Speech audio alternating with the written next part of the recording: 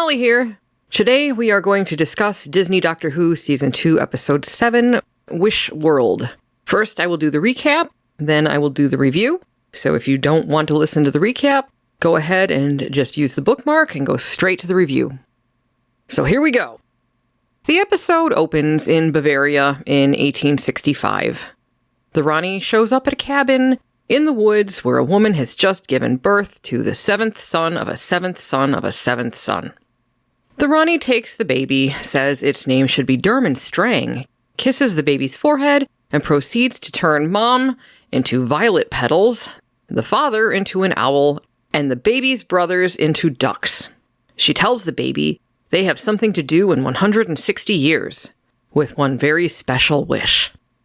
Next, we're in the present. The Disney Doctor and Belinda believe they're married, and Poppy from Space Babies is their daughter. They wake up, and Conrad is on the TV, giving the morning news. They live in a creepy community next door to Mel. Whenever someone starts to doubt the reality of their lives, their coffee mug or teacup falls to the floor and shatters, and Mel's trash bin is full of broken cups. Ruby shows up at Belinda and the Disney Doctor's house, asking the Disney Doctor if he's the doctor. The Disney Doctor says no, he's John Smith, and Belinda calls the authorities to report Ruby as a doubter. So Ruby takes off.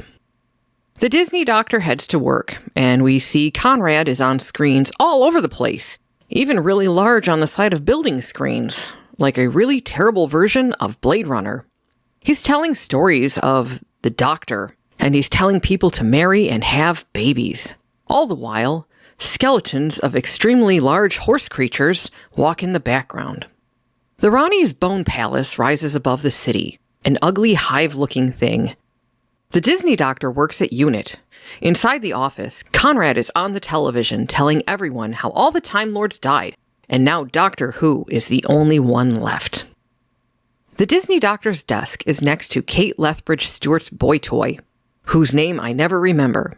The Disney Doctor is giving him advice so the boy toy can ask her out, though God knows why, because she's an overbearing bitch of a boss giving people because they're almost late, which for non-bosses is called being on time.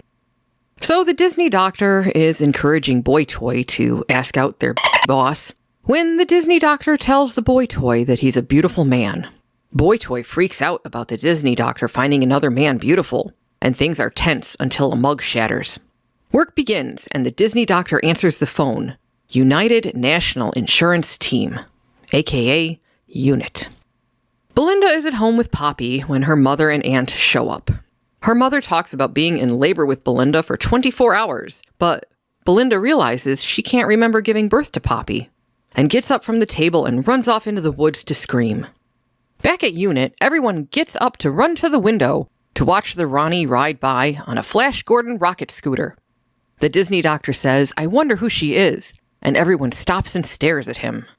The boy toy asks the Disney Doctor, "What is wrong with you today?" The Disney Doctor panics and says, "She is who she is, and that's all." The Rani arrives at the palace and hands Mrs. Flood a package of mortadella, lunch meat that the Rani just flew to Italy and back to get so Mrs. Flood can make Conrad a sandwich. So the Rani and Mrs. Flood walk over to this person dressed in tight black latex whose fingers are dripping into a pool of tar on the desk. Their skin is blue and cracked, and they could give you an eye exam and fit you for glasses with the contraption on their head. Mrs. Flood gives the Rani the doubt report, and apparently high doubt is very good for their plan, and the Rani tells Mrs. Flood to go make Conrad his sandwich. So Mrs. Flood makes Conrad's sandwich and takes it to him.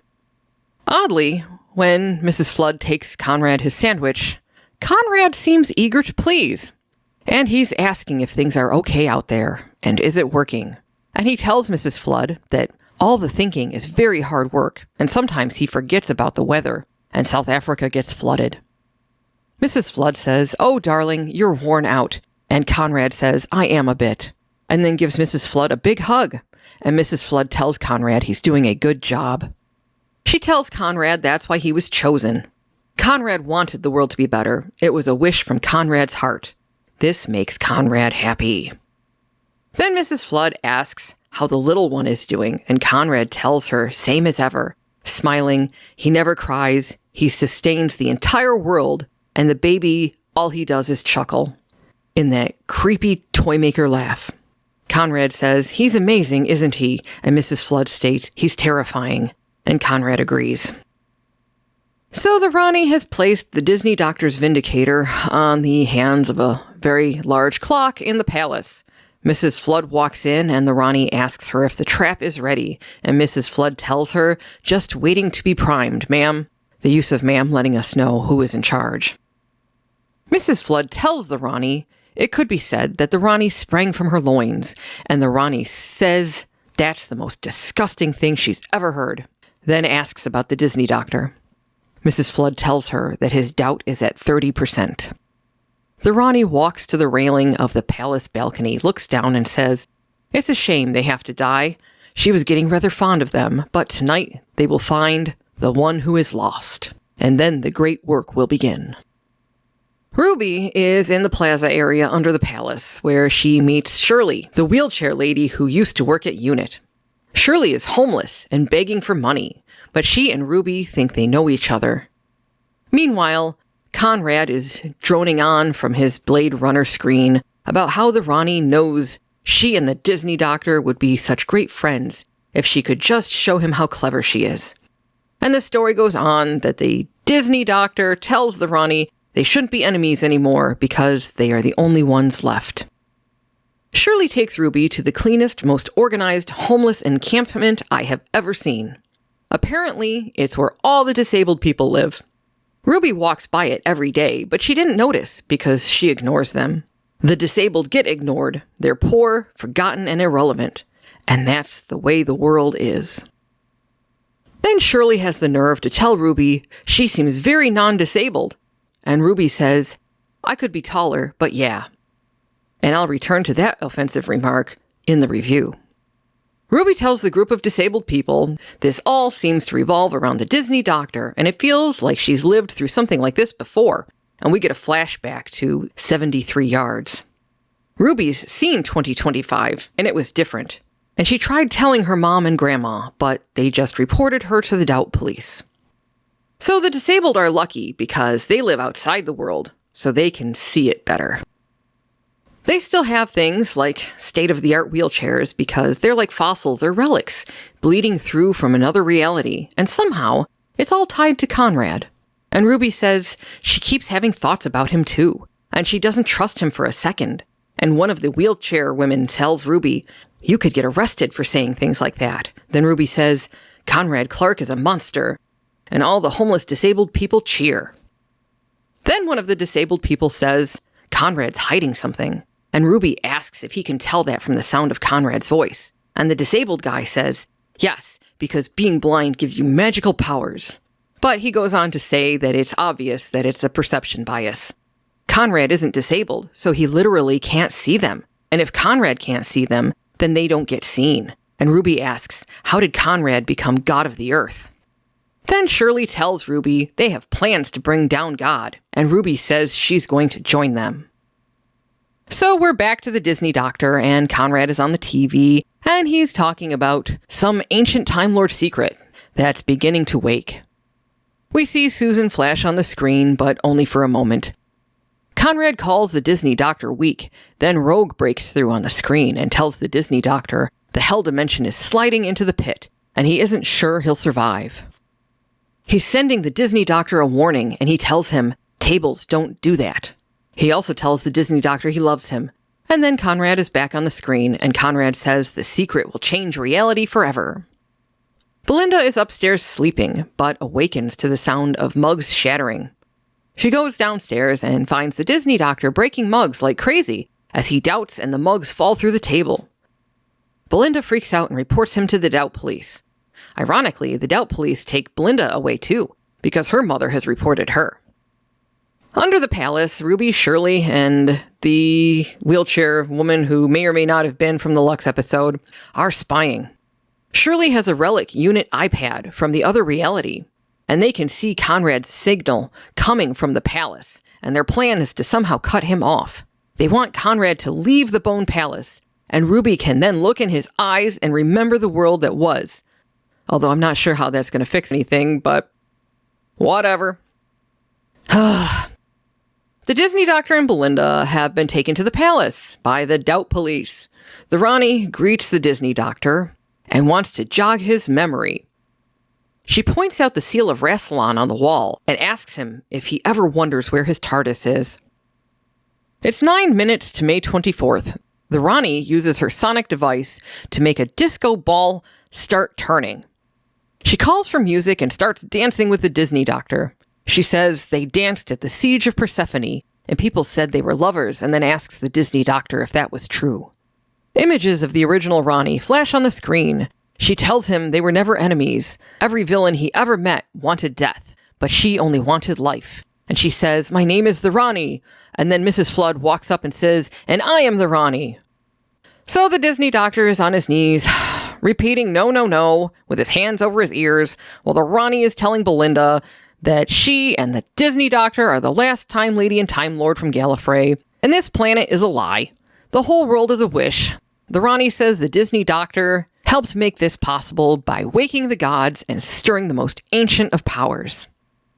The Rani takes the Disney Doctor to see Conrad, and he's holding the baby whose name is Desiderius or something like that. The god of wishes, and he was born because the Disney Doctor woke the Pantheon, and Conrad used the baby to wish the current world into existence.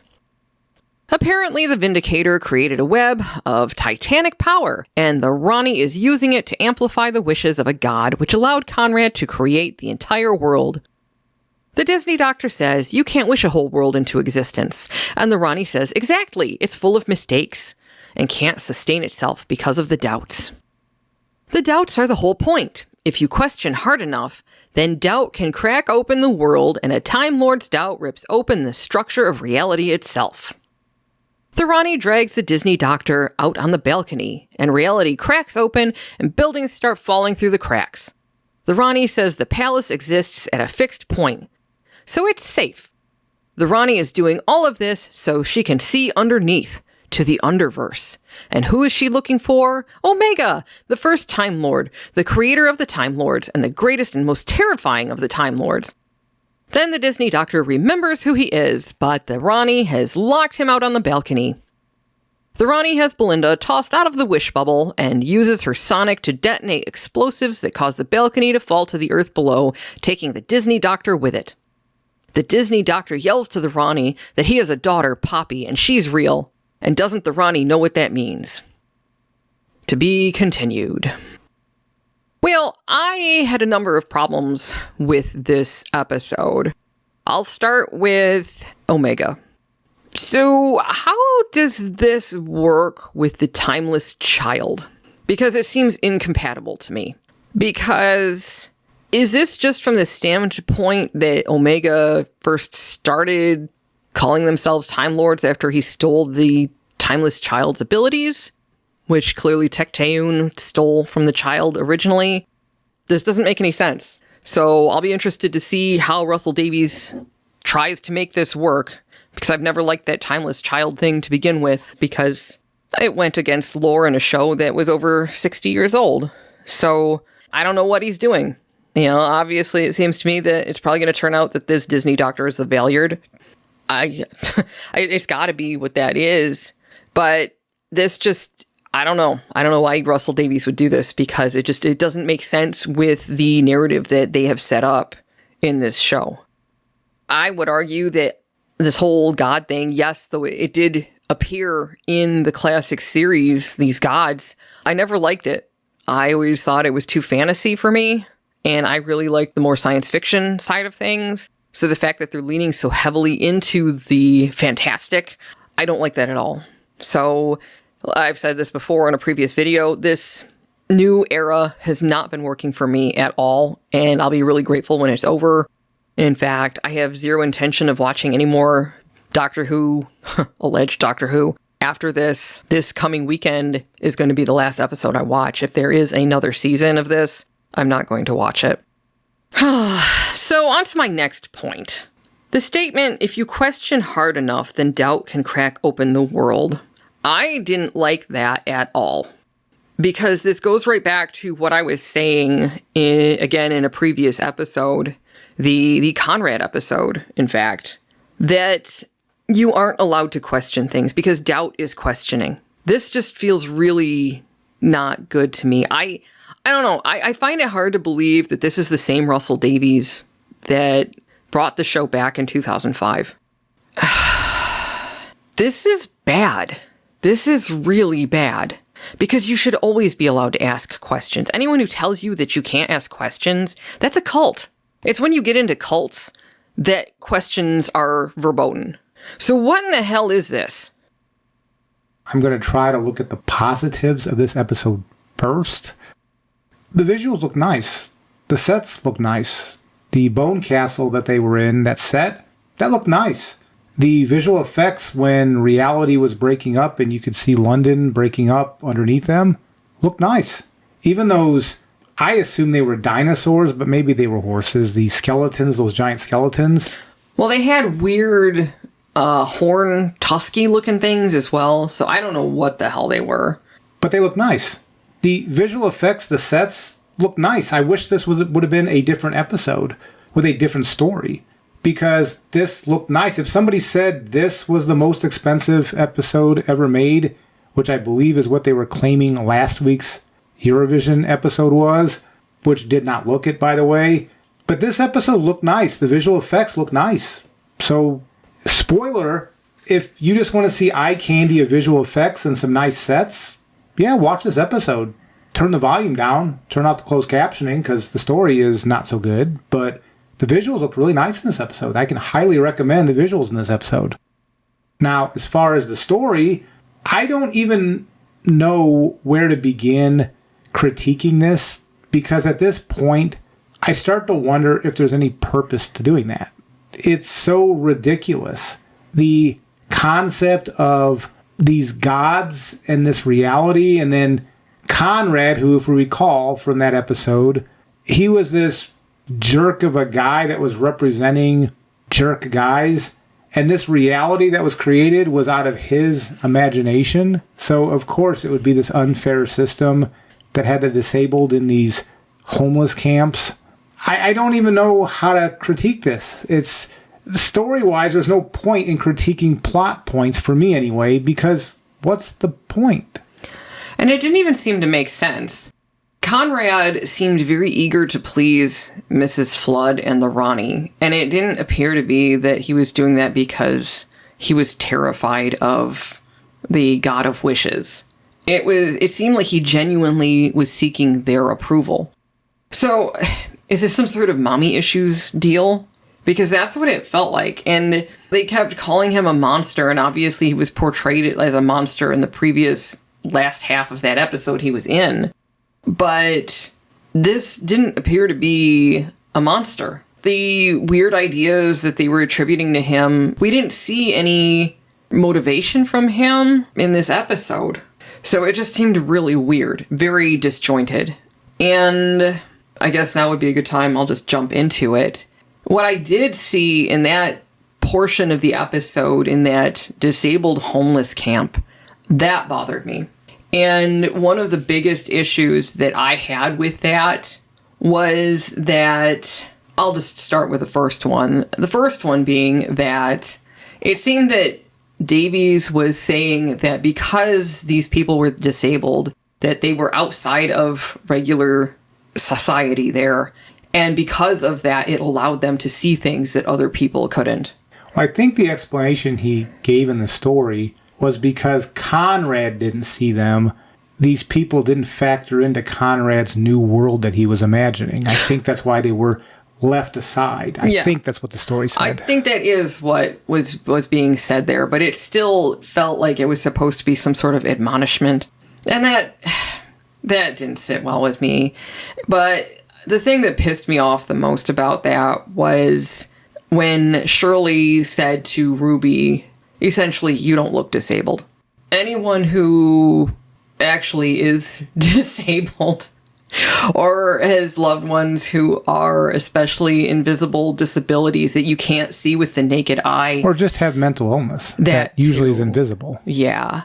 They know that you're not supposed to say that. So this really felt like a white knighting moment, a benevolent ableism that Davies was engaging in. And he got it 100% wrong.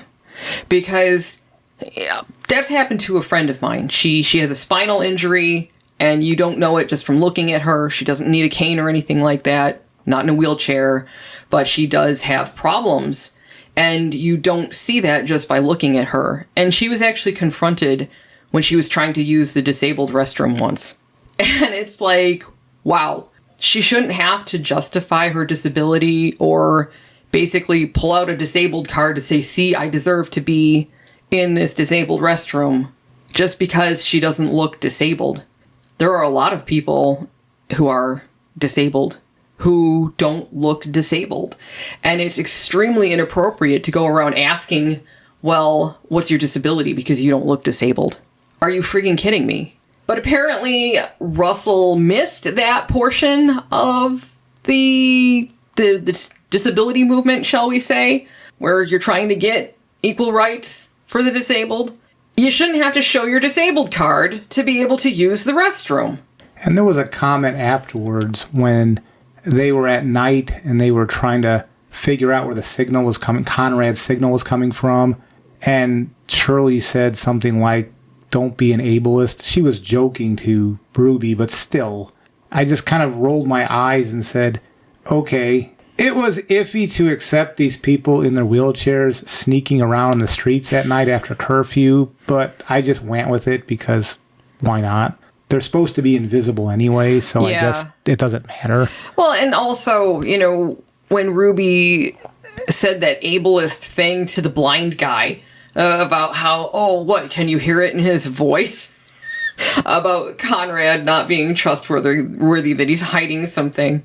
And it's like, you know, I just don't think Ruby would have ever said something like that, except for the fact that Russell Davies needed her to say that so he could have that blind guy say that thing about, you know, getting magic powers because he's blind. And I think that's my biggest problem with woke writing when it comes to disabilities. They set up this straw man so that they can beat on it.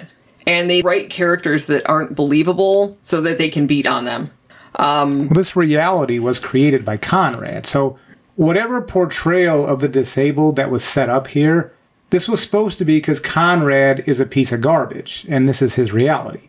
So, of course, he pushes all the disabled people in these camps, because why wouldn't he?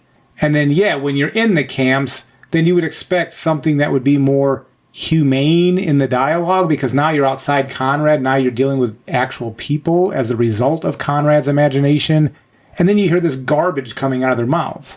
Yeah, this was supposed to be outside of Conrad's reality, so it should have matched our reality as far as the attitudes of these people, because they weren't affected by Conrad's crap, other than they were marginalized. And Ruby also was seeing through Conrad's crap. Again, it felt so contrived and preachy. And that is my biggest complaint about so-called woke writing these days. It feels contrived and preachy. Especially, we'll just say Conrad himself is a caricature of what you might actually encounter in a real person in real life. In real life, I've never met anyone like Conrad. I've encountered lots of different people who have similar attitudes in some things to Conrad, but never all of them all at once in the same person. And that's where I have the problem, because when you set up this caricature of a person like that, then when you encounter people who might have one attitude, that if you had a conversation with them, maybe they could have their mind changed. No, instead they're painted as this all-around monster who apparently is irredeemable. And that's not healthy for society at all. Everybody's wrong about something at some point in their life. But because you're wrong, then apparently you're a complete monster and should be discarded. That's not good thinking. Well, look how they treated the Wish baby at the beginning with the Rani. The baby was treated like a magic lamp. the Rani kissed the baby on the forehead and somehow got magic powers blowing out of her mouth to change reality. Yeah. The child, the baby, wasn't even a child at that point. It was a baby, infant, was treated like a magic lamp, like Aladdin's lamp or something. Well, it was awfully large and clean for fresh out, but whatever. I think we were supposed to assume it was a fresh out, though. And then Dad just stood there while the Rani took the baby. Yeah. Are you kidding Ronnie's me? like, I'm taking this baby. And the dad's sitting there instead of going, oh, no, you're not. I'm not one for violence, but if he just would have punched her in the face and taken the baby back, this whole thing would have been done. Yeah, that's his child. Are you kidding me? And he just stood there while she was saying all of this. Because her only power was to, if she kissed the baby, then she had this magic wish power she had. So you just punch her in the face, take the baby, done. Like, end of story. And I'm not promoting violence. I'm just saying, what sort of father stands there while his wife is turned into flowers and his child's going to be taken away while his other children were turned into ducks? And he just stands there and goes, okay. Yeah. Until he gets turned into an owl himself. Yeah, it would have made a lot more sense if he got turned into something while trying to attack the Rani to get the baby back. Like, that was just stupid from the very beginning. Seriously, Russell Davies, seriously. You couldn't have done better with that.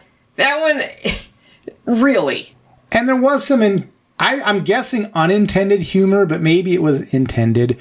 But when the Rani was on her Flash Gordon rocket cycle, both Molly and I were laughing because we heard the Wicked Witch of the West music, because she seemed like the Wicked Witch from The Wizard of Oz, and I was hearing that music when she was flying around in the movie. I was hearing that as she was up there. It was just so over the top.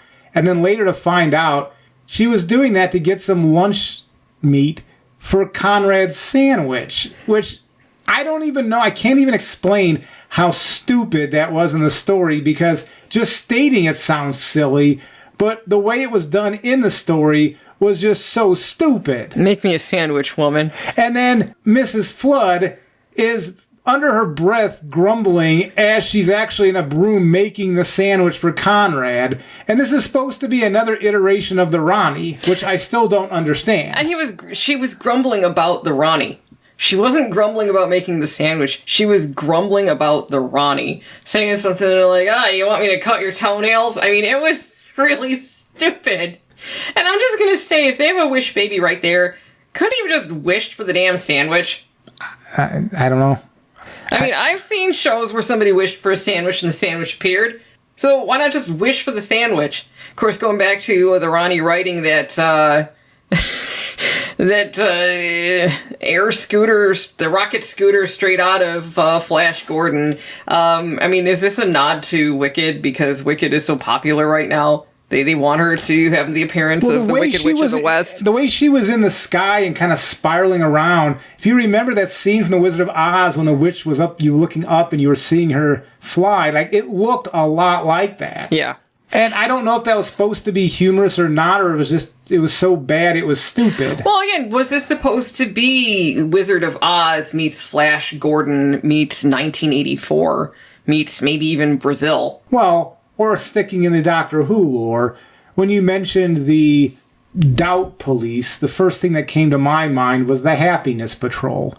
So was this a different type of take on the Happiness Patrol, except in this case you weren't allowed to show Doubt, except they wanted to have Doubt, but only from the Time Lord, I guess. I don't understand if they wanted Doubt, why they were suppressing everybody's doubt, but they wanted the Doctor's doubt to be, I guess, the prevalent doubt in the world. Wouldn't you want everybody's doubt? Because when Belinda walked outside and she met Mel, who was her next door neighbor, I think she was next door, her garbage bin had a bunch of those broken mugs in there.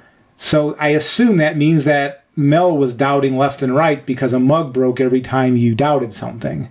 So I don't understand why they were trying to suppress doubt everywhere else, but they wanted... I don't understand. Because I think that... I mean, I hate to say this. Well, no, I don't, because it's so obvious at this point. Russell Davies needs an editor. I don't think... Well, no. I mean, it's obvious that he's not fit to be showrunner anymore. Because mistakes like this, at this level, didn't happen during his first run. It just didn't. Obviously, it wasn't perfect. But this level, no. And all this is Easter eggs. You mentioned the Valeyard is probably going to be what the Disney Doctor is, and I agree with you. They're bringing everything. They brought the Rani back, they brought Omega back, and now this is the next logical step. I mean, I'm expecting them to have Adric come out all taped together saying he's fine now. Russell just appears to be grabbing every Easter egg he can and trying to shove it out there and hoping that something sticks. That's how desperate he is, instead of telling a new story which would be expanding the lore versus just rehashing stuff that's been decades and decades ago. And it's weird because it seemed to me that he was trying to shake off old fans. So bringing all of this stuff in from the classic series, how is that going to appeal to the new fans? Because they're not going to know what's going on. No, I agree. So it really doesn't make any sense, because if he's trying to add credence to this really is Doctor Who and not just some bastardized Disney version, bringing this stuff in, I don't know who this is supposed to appeal to. I have no idea. Star Trek's doing the same thing. We've complained in Discovery. They brought Spock in. They brought a bunch of lesser Star Trek Easter eggs in. Why? You've shaken loose most of the old school Star Trek fans. Why do this? Apparently Doctor Who is following the same formula. And speaking of Doctor Who, in quotation marks, so this is something I don't quite get. And feel free to educate me, UK viewers, because I'm not deep in the lore here. I've always said this doing these reviews, or at least I've tried to. So during this exposition that Conrad was giving during his television show, I guess we'll say, he kept referring, as he was talking about what was happening in history, or what happened in history, he kept referring to Doctor Who.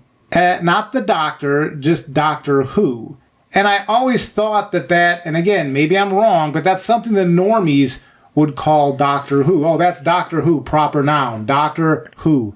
And I always thought that's, you're not supposed to refer to the Doctor that way. The Doctor is just the Doctor because he took on a different name, which was his function, I guess we'll say, which was the Doctor. He didn't need anything else. And so the joke would be, well, a doctor is not a proper name. Who are you? Which doctor are you? And so in the story, you could maybe have a joke or two, and Moffat used to do that once or twice. But why was Conrad referring to the Doctor as Doctor Who, proper noun? Doctor space Who is what I'm saying. WHO, the name of the television show.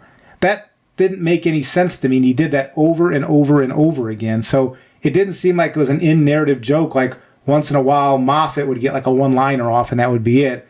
This was repeatedly mentioned over and over and over all throughout the episode. I didn't understand that. I thought that's supposed to be cringy, like most fans who get into the show when somebody says, oh, who's playing Doctor Who now? And you're supposed to cringe a little bit, go, no, it's just the Doctor, not Doctor Who. But maybe I'm wrong. Maybe I'm missing something here. Well, as far as I know, you're correct. Which, again, maybe somebody back in the lore who's heavy into it from Classic could tell us we're wrong. But, starting in 2005, at least the culture here in the States, yeah, you exposed yourself if you called him Doctor Who. It was the Doctor.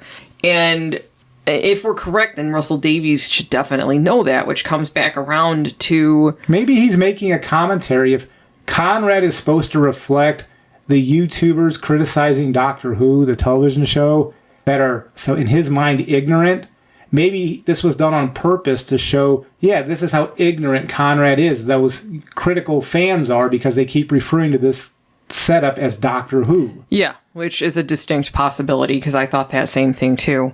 The other thing I thought was, well, maybe Russell Davies wrote up a bunch of notes and somebody else actually wrote them out into the story, the script that the actors read, in which case they got somebody who didn't really know what they were doing and they made the mistake.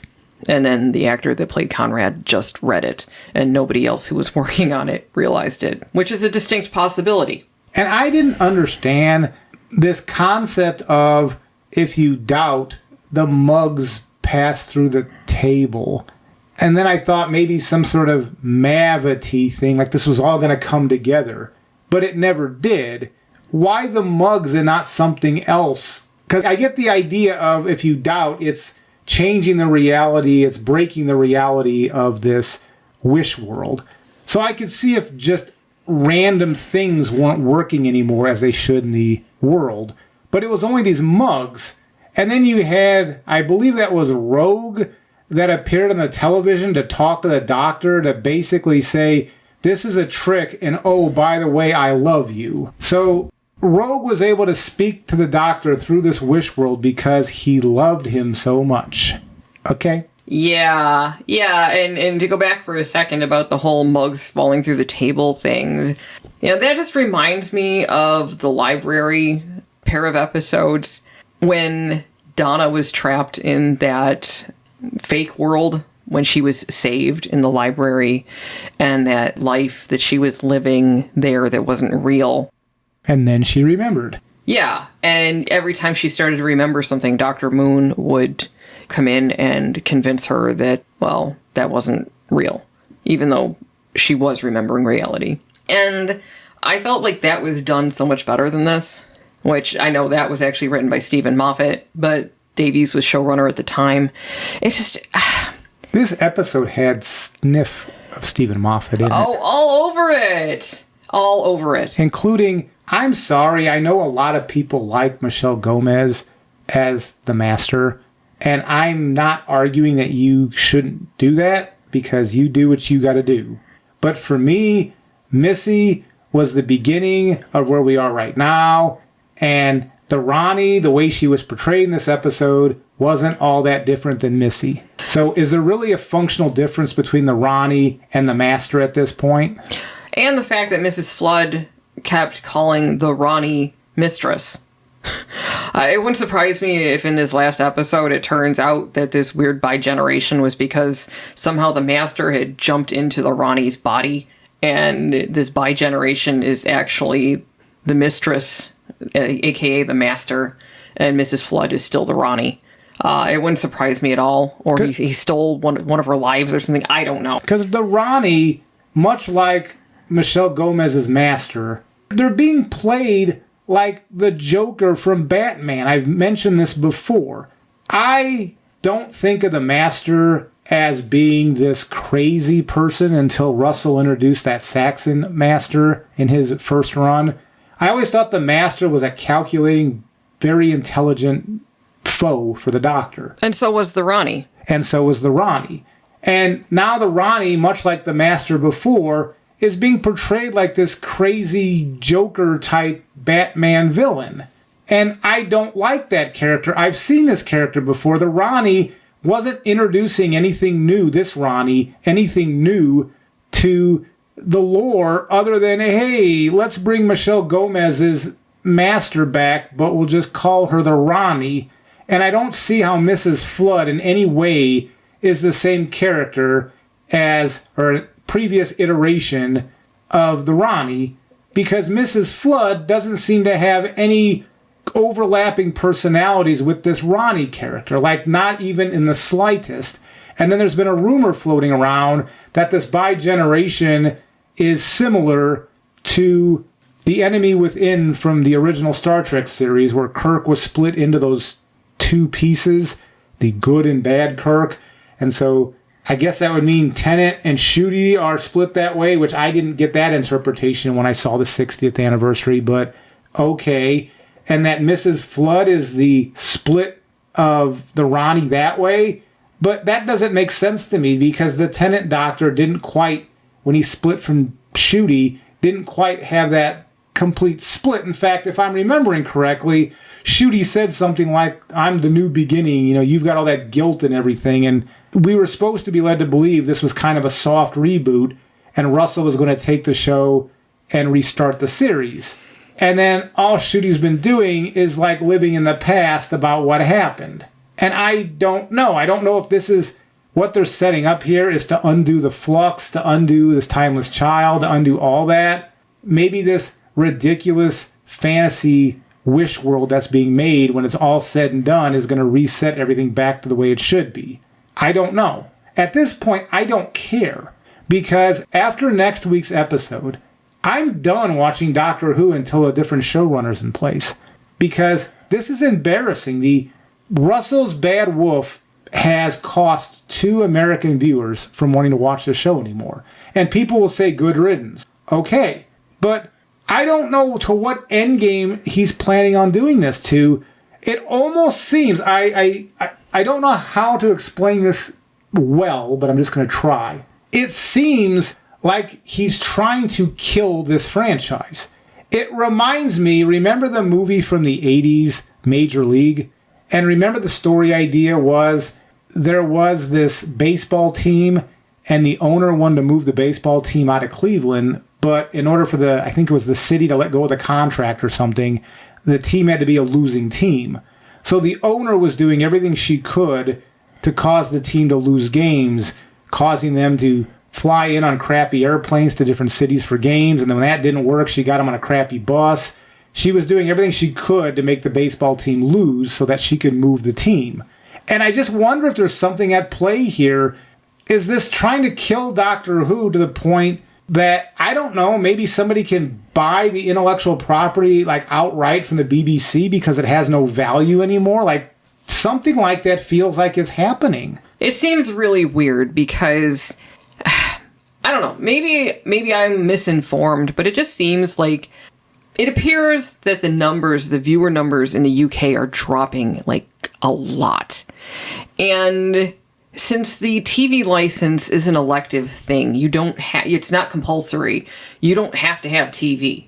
You can cancel your license if you so choose. And in the modern era where you can watch stuff streaming, you can get away with not watching over-the-air television legally and saying, look, I don't watch any over-the-air television. Yeah, so I can't imagine that the numbers dropping like this are good for the BBC, because isn't this just driving numbers down? So if viewers aren't happy with the BBC, they're far less likely to renew their TV license, which means less revenue from the BBC, unless they're getting money from someplace else other than just TV licenses, which... Well, Disney was giving them money, but I don't know, if Disney no longer continues their contract after this year, then they won't be getting money from Disney anymore. And yes, Disney did give them money. That's been reported from several sources. Oh, yeah. Russell even mentioned that with the extra money Disney was giving them, they could up the production value. So that's a thing. That's not us making it up. You can look online and see Russell admitted Disney is giving them money.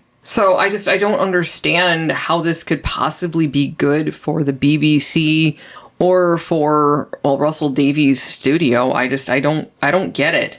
I really don't, unless, of course, this goes back to what a lot of people have been saying about entities like BlackRock and Vanguard giving out money to basically meet ESG goals, and viewership doesn't matter. But even if that was true, because I'm not sure I buy that necessarily, but even if that was true, they're not mutually exclusive. You could make the ESG stuff and still make good stories. They don't have to be bad stories. You could still make good stories. True. I think I could do it if I was tasked with it. I could put in the wokest of wokest stuff and still put together a watchable piece of television. It doesn't have to be bad. True, but I wonder if the checkboxes with the executives over at places like Vanguard or BlackRock, that those executives who work there are just so stupid that you really have to be over the top, hit them in the face with it for them to say, yes, you fulfilled your end of the bargain. But I still think I could be over the top, make this exclusive little poor town of disabled people, and I can still tell a better story than this. I don't understand people watching this still and liking it. The people who have grown up with Doctor Who and they just can't let it go, I get that. That one doesn't need explanation. You just are very loyal to this brand. But Russell said he wanted a new crop of fans. Fans that hadn't watched Doctor Who before because they were too young. How are they getting into this? This is bad television. This story, although I thought it looked good, the sets in this episode and the CGI looked good, this story was nonsensical. Kids are not that stupid. So I don't understand why they're trying to get anybody on board with this. Like, how are they getting anybody on board with this? I don't know. That's why it just seems like he's trying to destroy the franchise on purpose. Either that or he's lost his mind completely, but people are rubber stamping this stuff getting on the screens. This was a nonsensical story. Even if next week they wrap this up in the greatest finale ever made in television, which, by the way, they would need to fix this, it doesn't matter. Because I'm never going to want to watch this first part again. There's like no rewatchability. This Poppy girl that they keep showing, it turns out that in the Storyteller episode, I was speculating, well, maybe that's the Timeless Child. No, somebody pointed out, because you had to look at IMDb to figure this out. No, that's the same actress that played that Poppy character from the Space Babies episode. So how is this all going to tie together? I don't care. Even if next week Russell ties it all together, I'm not going to go back and watch Space Babies because Space Babies was a piece of garbage. Yeah. It was a dirty diaper. The whole episode was a dirty diaper. That's what I don't understand. And then Molly and I were talking. The doctor in this episode, he had that nice blue suit on, and I think he had a derby, didn't he, when he went outside? Wouldn't that have been nice if that was the doctor's look? Because we mentioned this last week, that every doctor has a look. So if you bought an action figure of the doctor, you'd get their sonic screwdriver and you'd get their outfit and you could cosplay as them if you wanted to. And Shooty, for some reason, his doctor, like every week, except for the fancy shoes he wears, the expensive shoes anyway, he doesn't have a look. But we were like, well, what if he would have had that look, that nice blue suit with a derby? That would have been a nice look for him. But no, I don't know what Russell's doing. He's breaking every rule that you should want for Doctor Who. And if I was making this as an American and I was just sloppy about understanding about how this works, I could see where people would point and say, well, yeah, you're just an American making this. You don't know what you're doing. But Russell keeps strutting around like he knows what he's doing. He's bringing all these Easter eggs in, but that doesn't mean you know what you're doing. It just means that you're bringing up a bunch of crap. Well, maybe not crap. You're bringing up a bunch of good stuff, but from previous iterations. But you're making it crap when you shovel it into here. There's too much lore in here right now. There's such a thing as putting too much lore and then not thinking about what you're trying to do with the lore. Because what's he going to do at Omega? I don't know. If it turns out the Doctor's also the Valiant, and you also forgot to mention, I think, that there was a brief moment where the television turned into Susan trying to talk to the Doctor. Kind of like the Rogue was doing to him. Oh, I mentioned that she flashed on the screen for a moment. Okay. So, are they going to follow up with that? There's so much here to follow up with. Only if you get into Easter eggs is this final episode going to mean anything. From a storytelling point of view, it's going to be crammed full of crap. Well, and I'm just going to say, this is the same problem that a lot of fan fiction falls into. Trying to include too much lore, too many Easter eggs. And I think that's just the mark of bad writing. Russell didn't used to be this bad. Unless, and we've talked about this, maybe there were some hidden writers or editors on that staff the first time through that fixed these stories. I don't know, because I've said the same thing about Stephen Moffat. I've never, ever been impressed with Stephen Moffat, except when he worked under Russell Davies, and I start to wonder if that same entity that was fixing Russell stories wasn't fixing Stephen Moffat stories.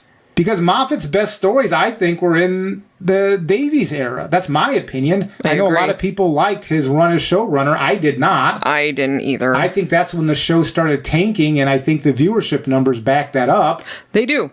But lots of people liked Missy. Lots of people liked River Song. Okay, then you shouldn't be complaining about what they're doing now with the Jodie Whittaker Doctor and the Rani, because what Moffat did eventually set this up. It's the same argument I've made with the Star Trek universe when I try to tell people what Deep Space Nine did by introducing Section 31 opened the door for the crap we're dealing with now with Star Trek.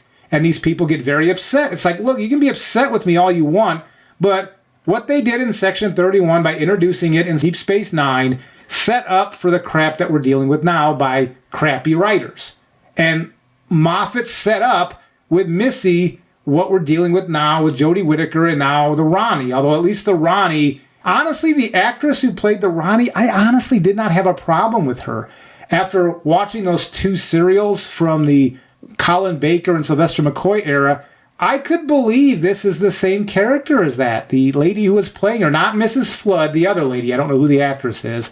But I could believe she's the same Rani. I was okay with that casting. If she had had slightly different lines to read, I think she would have been just fine as the Rani. As long as she wasn't acting like the Joker and she was just... But the actress was fine. I didn't have a problem with the actress. It was the writing. Through and through, it's the writing that is making this show terrible. And I just don't understand. Because I loved Russell Davies' first run as showrunner for Doctor Who. Loved it. So what the hell is this? Where did this come from? Like you just said, was somebody else writing in that first season or going over his writing, editing, making sure that it wasn't garbage? What the hell is going on here? Because this does not match what came before. And why bring that rogue character back?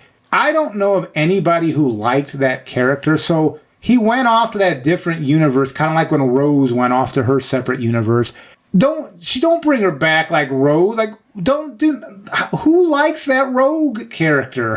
When he first came on, it was just the voice and it wasn't zoomed in on the TV screen. So at first was like, oh my God, is that Jack? No, it was Rogue. It was Discount Jack. It was Discount Jack. But at first I thought, oh my God, is that John Barrowman? Because, I need new glasses, but, I just heard his voice at first. He sounds so much like Jack. And again, like you just said, Discount Jack, which comes back around to that's the mark of some really piss poor fan fiction, where they can't create their own new stuff, so they just keep strip mining the past, the real stuff, and that's how you can tell that it's not good writing, because it's not original. Well, that's what I don't understand. If there's a group of fans that love it, they absolutely love having all these Easter eggs in there, then why have the show continue? If all you care about is living in the past, then the show doesn't need to be actively forging forward with any sort of narrative.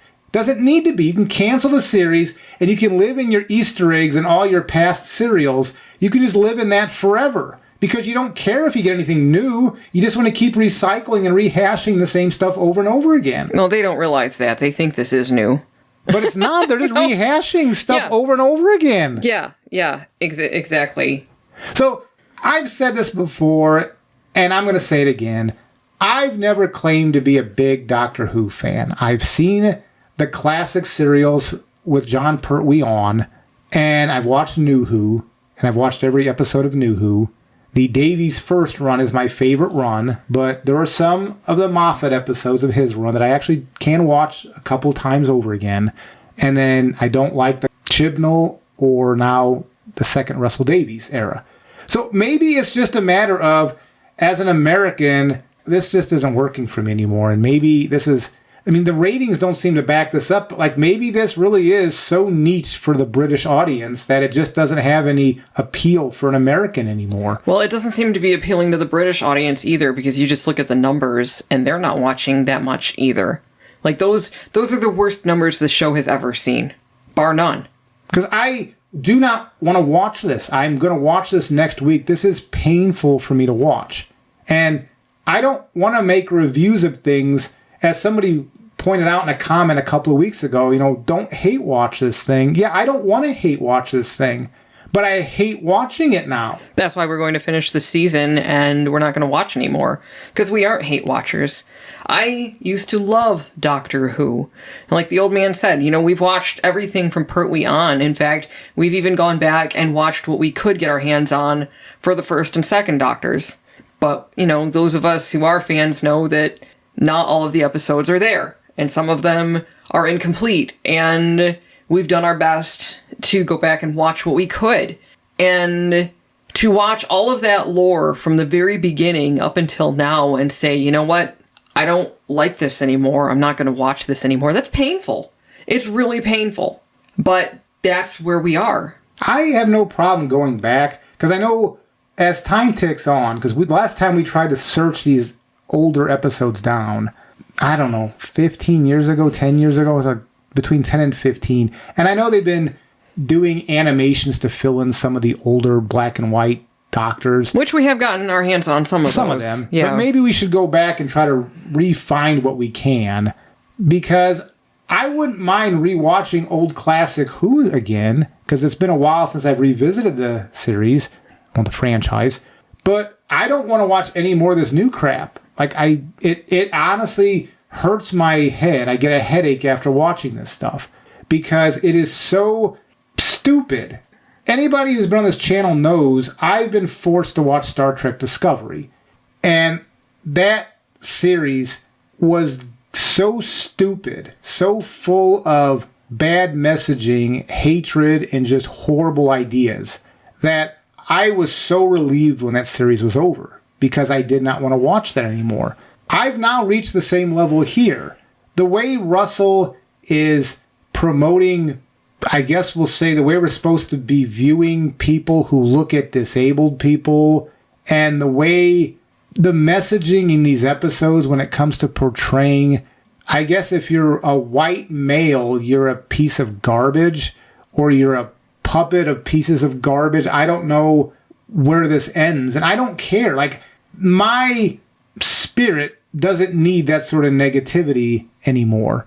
I used to watch this series to get away from the real world. The real world's a pretty dark place at times, and having the Doctor in his blue box with his companion visiting other places gave me a 45-minute break, if we're talking rebooted Who, with the episodic view of escapism from the real world. And for the most part, there wasn't any heavy-handed politics. A little bit here or there, but mostly free from that up until recently. And now, this is just spewing a hatred and watching, I hate to say it, and I'm not trying to play psychologist here, but I feel like I'm watching the breakdown of a man. And by that man, I mean Russell Davies. I'm watching him break down in real time with these episodes. And there's a sense of shared embarrassment when I watch these things. As much as Russell has upset me with what he's done, it's not inside of me to like wish bad things on people. And watching this man break down, I take no pleasure in doing that. I feel very bad for the man, and he's in public having his breakdown, and I don't want to be part of that anymore. Yeah. So in summation for this episode, just so it looks like I'm trying to do a proper job here, had some nice visuals. Had a nice set of the Bone Castle, had some good CGI. That's all I can recommend about this episode. The story was so beneath an adult, I would say, unless you just want Easter eggs from Doctor Who's past. If you like that, you'll probably be fine with this episode. It's the same old, essentially, is what I'm saying. But nicer CGI this week, and nicer sets this week. Even the costuming, although weird, those lady accountants or whatever they were weird looking, but they caught my eye. I mean, they looked interesting, I guess we'll say. Kind of looked like a Stephen Moffat type character, but whatever. I mean, it looked interesting to my eye. But that's it. That's all I can recommend. So that's my recommendation is, if you like visuals, this is worth watching.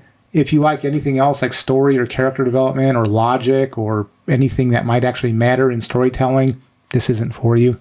Hilariously, I think Davies was going for that kind of Pleasantville 1950s outfit with the clothing choices for the characters. And they actually looked a lot better than they usually do. So I'm not sure, maybe that backfired because they actually looked good. And like you said, the CGI looked good in this, but the story was absolute garbage. And again, unless you're just interested in the eye candy, I can't recommend this episode. So anyway, that's all I have to say about that. Until next week. Take care.